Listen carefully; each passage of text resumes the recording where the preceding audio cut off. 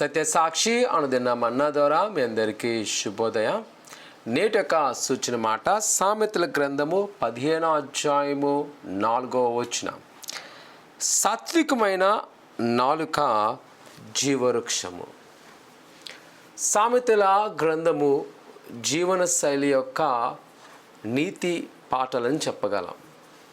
మన నైతిక విలువలు ఎలాగుండాలి, క్రైస్తవ జీవితంలో ఎటువంటి యొక్క స్థితిని కలిగి ఉండాలో సామెత గ్రంథంలో అనేకమైన ఉదాహరణమైన మాటలు ఉంటాయి. మన అనుదినము నిత్యము ఎలాంటి పాటించాలో తెలియబడుతుంటాయి. దేవుని యొక్క వాక్యం చెప్తుంది, సాత్వికమైన నాలుక జీవవృక్షము. మనకు తెలుగులో ఒక సామెత ఉంటుంది, నోరు మంచిదంట ఊరు మంచిదని. అనగా మన మాట మంచిదైతే ఆ ఊరంతా కూడా బాగుంటుందని దేవుని యొక్క వాక్యం సెలవిస్తుంది. మన మాట సాత్వికంగా ఉండాలి. మనం ఏం చెప్తున్నామో అది మంచి అయి ఉండాలి. ఏది ప్రకటిస్తున్నామో మేలుకరమైనది ఉండాలి.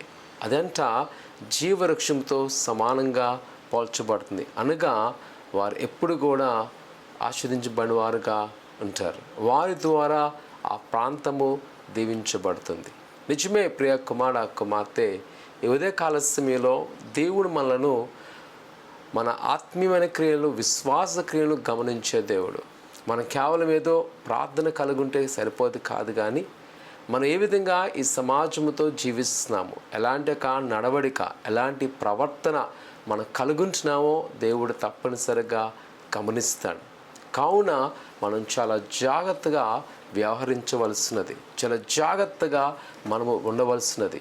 ఈ ఉదయకాల సమయంలో దేవుడు నిన్ను దీవించాలి అనుకున్నప్పుడు మన ప్రవర్తన మనం జాగ్రత్త పరుచుకుందాం.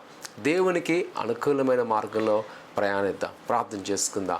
పరిశుద్ధుడా దేవానికి కొందనాలు తండ్రి, ఆయన నువ్వు ఇచ్చిన సూచన ప్రకారము ఆయన నీ యొక్క విలువను కలిగి ఉండకు సహాయం దయచేయండి. మా నాలుగు మేము కాపాడుకుంటూ ప్రభా మా కుటుంబంలో, సమాజంలో, సంఘములో మేలువైన వారుగా ఉంచండి. స్వచ్ఛమైన మాటలు దయచేయండి. అయినా మాలో ఉన్న ప్రతి అపవిత్రమైన ప్రవర్తన తీసివేయండి. నీకు ఇష్టమైన ప్రవర్తనతో మమ్మల్ని నింపి బలపరచండి. నీ కృపాక్షములు దయచేసి నడిపించమని యేసునామమున తండ్రి, ఆమేన్. ప్రభునందు చక్కని విలువలు కలిగి జీవించండి. ఆయన మన పట్ల చేయవలసిన అద్భుతమైన కార్యాలు చేయను గాక. ఆమేన్.